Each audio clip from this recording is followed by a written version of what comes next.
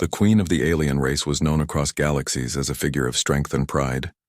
Her people looked up to her, not only because she carried the royal bloodline, but because she had always stood firm against outsiders. To her, outsiders were dangerous, untrustworthy, and often carried with them the seeds of destruction. And among all outsiders, she distrusted humans the most. In her eyes, humans were unpredictable, quick to anger, and too weak to handle the struggles her people had faced for centuries. She did not see them as enemies, but neither did she see them as equals. Her world was once filled with thriving cities, glowing skies, and powerful clans that walked together in harmony. But the years had been cruel. Storms swept across their lands, their crops failed, and their warriors fell in battles against stronger species. Slowly, the population of her kind began to shrink. Fewer children were born each year, and many feared that their proud civilization would one day vanish like dust carried by the wind. The queen had done everything she could. She called upon her healers, her scientists, and even her warriors to find a way to protect their future. Yet no answer came. The council, a group of wise elders who advised her, whispered in hushed tones that perhaps the time had come to seek help beyond their world. They spoke of the humans whose numbers seemed endless, and whose adaptability had allowed them to live on planets that others could not endure. Maybe, they said softly, the future of both races lies in coming together. The queen's heart burned at the thought. To her, it sounded like surrender.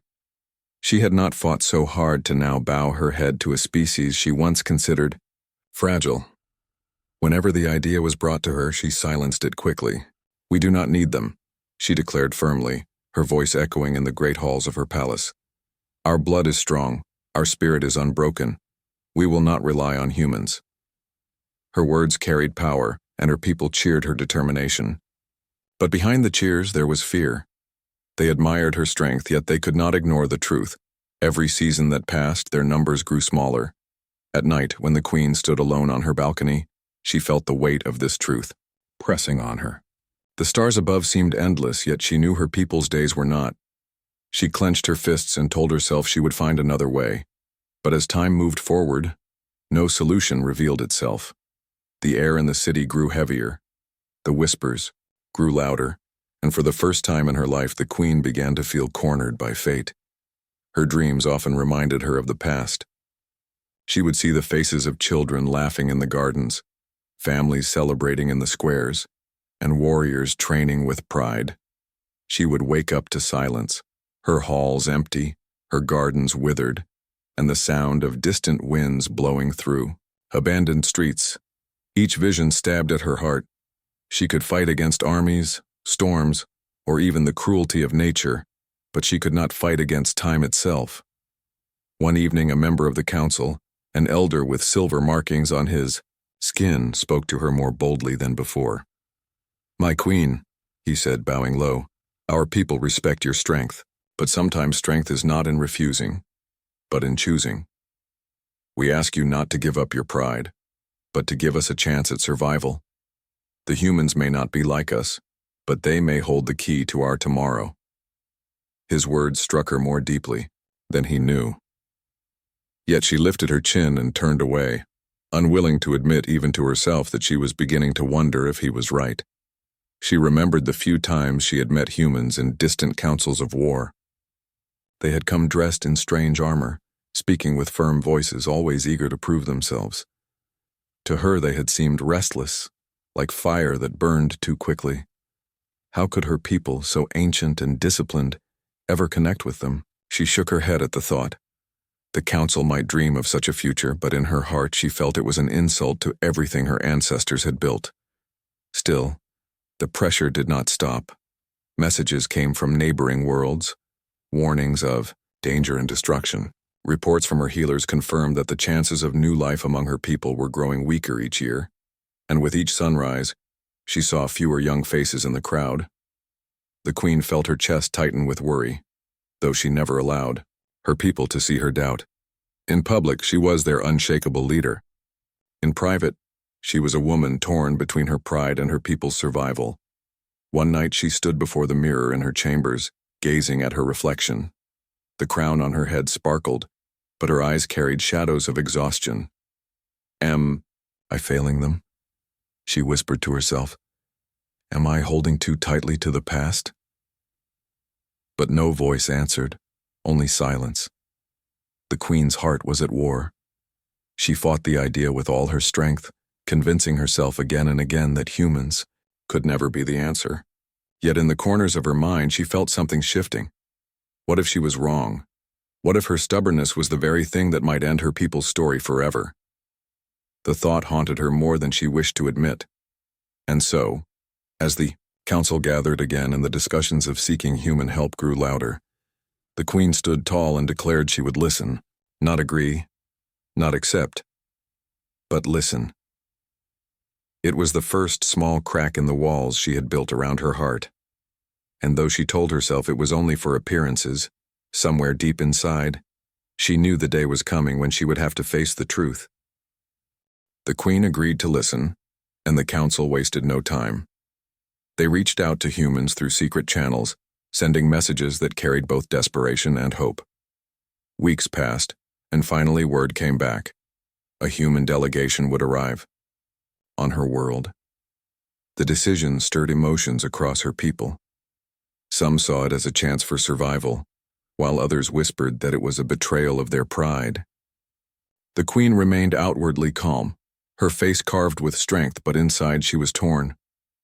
When the human ships descended, their silver hulls cut through the skies like falling stars. Crowds gathered at the city gates, curious and cautious. The Queen watched from her high balcony as the delegation marched forward. They came dressed in their formal suits, carrying themselves with confidence, speaking in voices that echoed across the marble courtyard. Among them were scholars, doctors, and leaders. But there was also a group of soldiers who stood as protectors, their presence quiet but firm. Her eyes passed over the humans one by one. Most of them spoke eagerly, trying to impress the council with words about trade, knowledge, and alliances. Their voices carried ambition, perhaps even desperation of their own. The Queen listened, her expression unreadable. She had expected this. Humans were always eager to speak, eager to prove themselves. Yet, in the background, one man stood differently. He was a soldier, tall and broad-shouldered, his uniform simple compared to the shining garments of the others. He did not step forward, did not raise his voice, and did not seem interested in gaining her attention.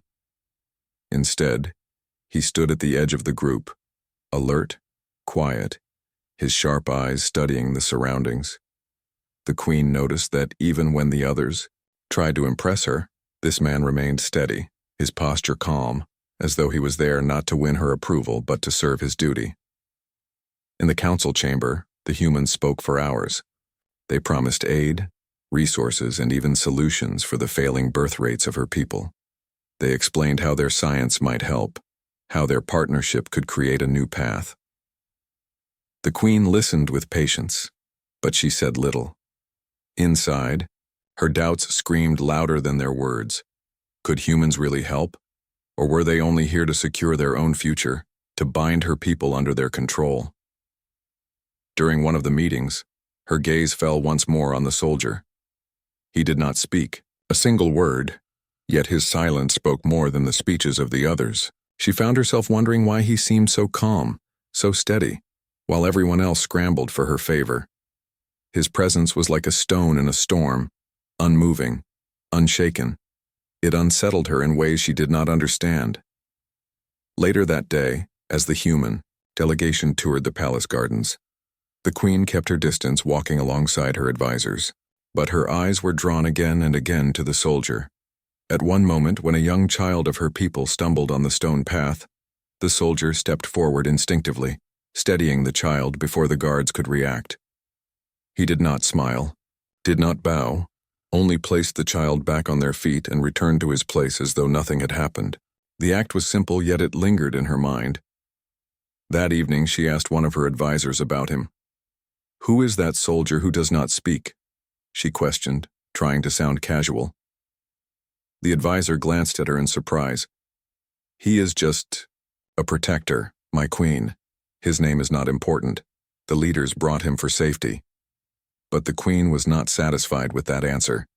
There was something about him, something she could not yet name.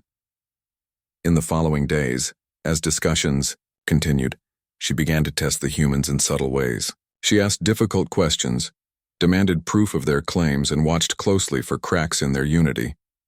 Many of them faltered, some grew frustrated, and others revealed hidden greed in their eagerness to win her trust. Yet the soldier remained the same. He stood quietly at the back of the chamber, never seeking attention, never showing impatience. His stillness became something she expected to see, like a steady flame that refused to be blown out. The queen's curiosity grew. One afternoon, while the humans rested in their quarters, she walked through the training grounds where her warriors practiced. To her surprise, she found the soldier there, watching silently as her fighters sparred. He was alone, without his leaders, standing with his arms crossed, studying their movements with a respectful eye. When he noticed her presence, he straightened and bowed slightly, but he did not speak unless spoken to. "You study my warriors," she said, her voice sharp but curious. "They are skilled," he replied simply, his tone calm. "Different from my people's ways, but strong." The queen raised an eyebrow. "And do you think you could defeat one of them?" she asked, testing him.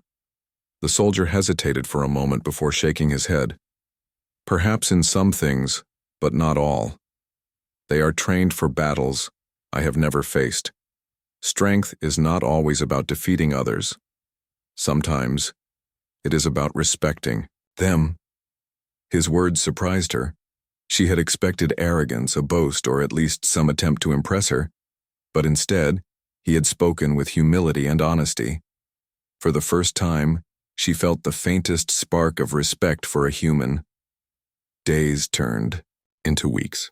The council grew more restless, pressing the queen to make a decision. The humans were growing impatient too, their leaders eager for her answer. Yet, whenever she thought of them, her mind returned not to the scholars or the speakers, but to the soldier. He did not push her, did not demand, did not pretend to know all the answers. He only remained steady, like a silent pillar among the chaos. The queen began to wonder if perhaps strength was not always found in loud voices or grand promises. Sometimes it could be found in quiet resolve. And though she still resisted the idea of joining with humans, she could not deny that this soldier had left an impression she could not shake. The queen could not understand why the soldier's presence stayed in her mind. She told herself it was nothing, that he was just another human like the rest, yet her thoughts kept returning to him.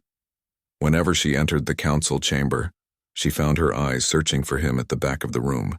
Whenever she stood on her balcony and saw the humans walking in the courtyard, her gaze lingered on the tall, silent figure who moved with calm steps.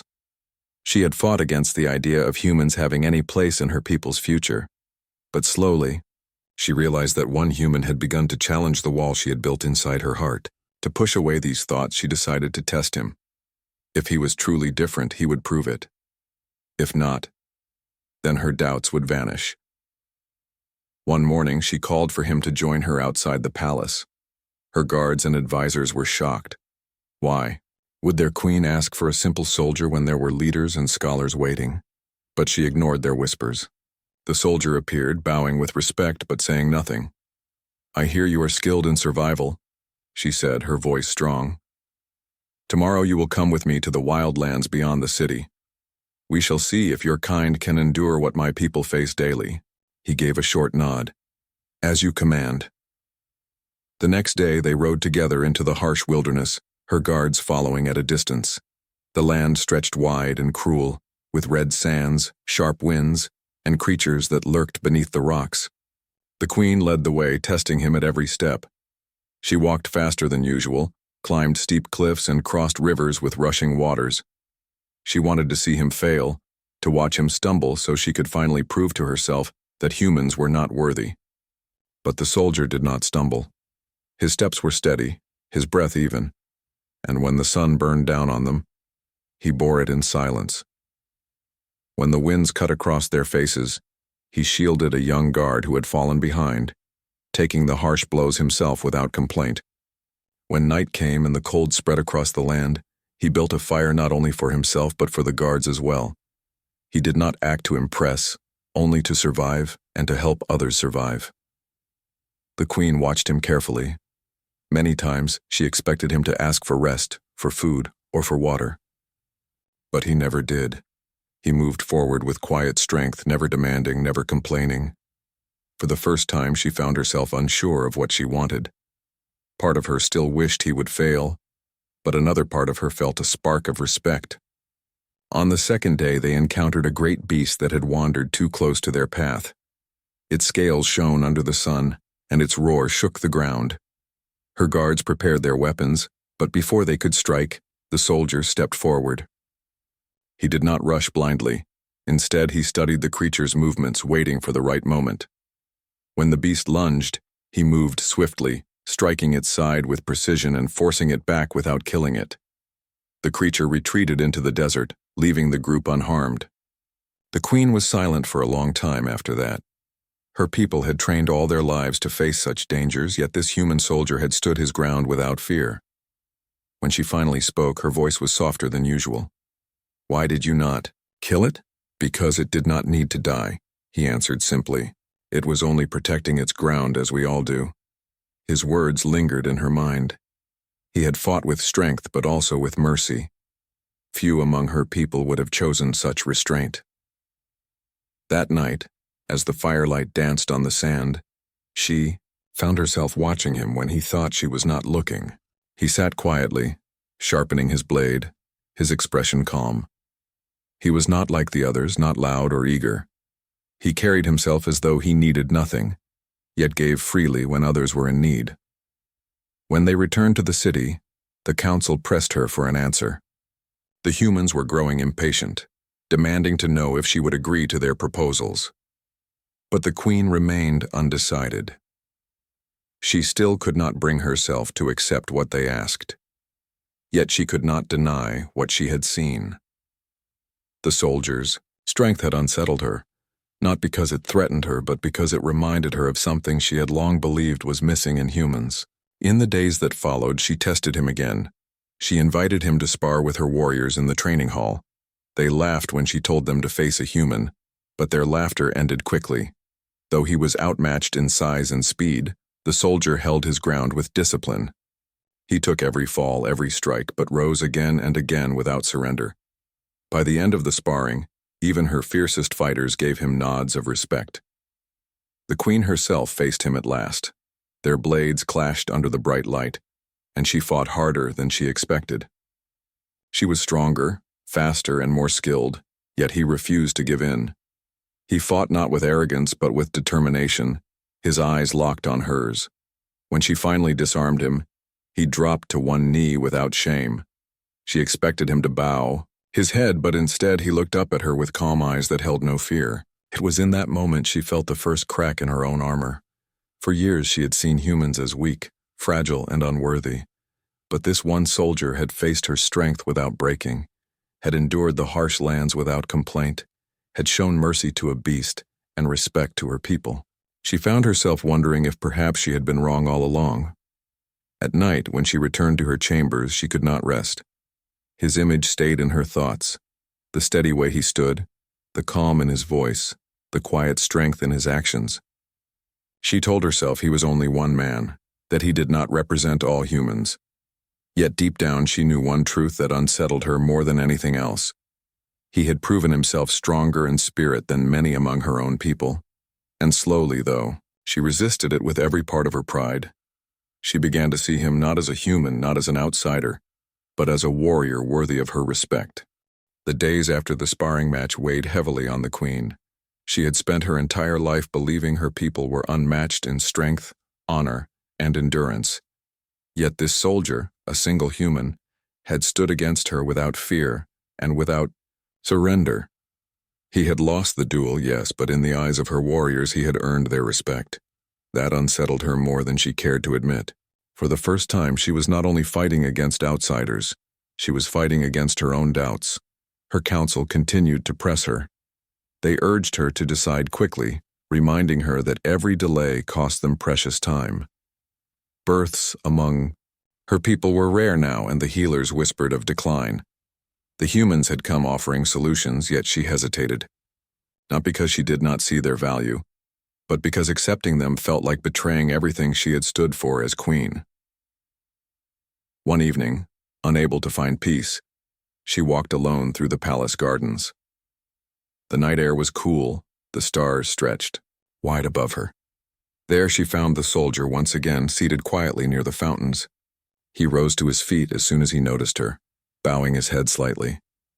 "You wander alone, my queen," he said softly. "I have wandered alone for many years," she replied. "It is nothing new." There was silence between them for a moment, filled only by the sound of flowing water. Finally, she spoke again, her voice quieter than before. "Tell me, soldier, why do you fight for your people? Is it only duty or something more?" He looked at her, his eyes steady. "At first, it was duty. I was trained to serve, to protect, to follow orders. But over time I learned that duty alone is not enough. I fight because I believe in the people behind me, the families, the children, the ones who cannot fight for themselves. It is not orders that give me strength. It is knowing that they are worth protecting." His words struck her deeply. She had always fought for her people too, but she realized her fight had become tangled with pride. She had been trying to protect not just their lives but her image of them, strong, pure, untouched by outsiders. But what if that pride had blinded her? What if true strength lay not in refusing change, but in embracing it for the sake of survival? The Wang. Next day, she gathered her council. They expected her to announce a rejection of the humans, but instead, she admitted something she had never said before. "I do not know if we are strong enough alone," she said. The hall fell silent. Her voice wavered for just a moment, but then grew firmer. "I do not know if I am strong enough alone." The council exchanged uneasy glances. Some nodded in quiet agreement, while others frowned, but none dared to speak against her. The queen who had never shown doubt was now bearing her truth, and it shook them all. After the meeting, she sought out the soldier once more. "Your people," she said, "they have suffered much, have they not?" He nodded. "We have lost worlds, battles, and countless lives, but we endure because we learn to adapt. Change does not mean weakness, it means survival." His words echoed in her heart. That night she could not sleep. She paced her chambers, her thoughts restless. For so long she had feared that allowing humans into her people's future would destroy what made them unique. But now she wondered if refusing them would destroy them faster. In the stillness of the night, she whispered to herself, "Perhaps strength is not in saying no. Perhaps it is in choosing wisely whom to trust." And for the first time she considered not only listening to the humans, but trusting the soldier who had shown her that survival and honor could walk hand in hand. The decision day came faster than she expected. The humans stood before her throne, their leaders eager, their scholars ready with promises, and their soldiers waiting in silence. Her people crowded the halls, their eyes fixed on her. The queen knew that whatever choice she made would change the future forever. She rose slowly, her presence commanding silence across the chamber. Her gaze swept over the humans, then back to her council, and finally to her people. For a long moment she said nothing. Then her voice rang out strong and clear. "For many years I have told you that we need no one, that our blood is strong enough, our spirit unbreakable. But the truth I must now face is that pride has blinded me. Our numbers are falling, our future uncertain. Alone we may not survive. Together, perhaps we will." Gasps rippled through the crowd. Some were relieved, others looked fearful, but none could deny the weight of her words. She turned her gaze toward the soldier, the one who had never sought her attention, but had earned it nonetheless. "I once thought humans were weak," she said. "But strength does not always roar. Sometimes it stands quietly, steady and unshaken. In this soldier, I have seen a strength my people can respect." The soldier did not move, but his eyes met. Hers, and for the first time there was a flicker of something deeper between them. Trust, recognition, and perhaps even something more. The Queen extended her hand, not in surrender, but in choice. We will walk this path together, not as conquerors and conquered, not as strangers and outsiders, but as two people who choose to believe in one another. The hall erupted in voices, some cheering, some uncertain. But in the end, the decision was made. The humans and her people would forge a new bond, built not on desperation alone, but on trust. Days turned into weeks, and slowly, her people began to accept the change. The Queen worked closely with the humans, learning their ways while teaching them hers. The soldier remained near, not as a guard now, but as an ally she often sought for counsel. Their conversations grew longer, their silences more comfortable. She found herself relying on his steady presence more than she ever thought possible. One evening, as the two of them walked along the palace walls, she looked out at the horizon where the sun dipped into the land. "I once feared this," she admitted quietly. "I feared losing who we are. But now, I see that joining does not erase us. It makes us stronger." The soldier nodded. "Together we can endure. Together we can build something greater than either of us alone." She turned to him, studying his calm face. "You have changed me," she said, "not with force, not with grand speeches, but with the way you carry yourself. I once fought the very idea of trusting a human. And yet now, I trust you more than I trust myself." For a long moment, neither of them spoke. The silence between them was not empty but filled with meaning. The Queen knew then that her choice had not only saved her people, it had saved her from herself. She had learned that true strength was not in holding on to pride but in opening her heart to something new. From that day forward, the Queen and the soldier became a symbol of unity. Where once there had been division, now there was hope. Where once there had been fear, now there was trust. And though the road ahead would not be easy, the Queen no longer feared it. She had found a companion who would walk beside her, steady and unshaken, just as he always had. And so, the Queen who once swore she would never allow humans into her people's future stood proudly at the dawn of a new age, with the soldier who had shown her that sometimes the greatest battle is not against others, but against the walls we build within ourselves.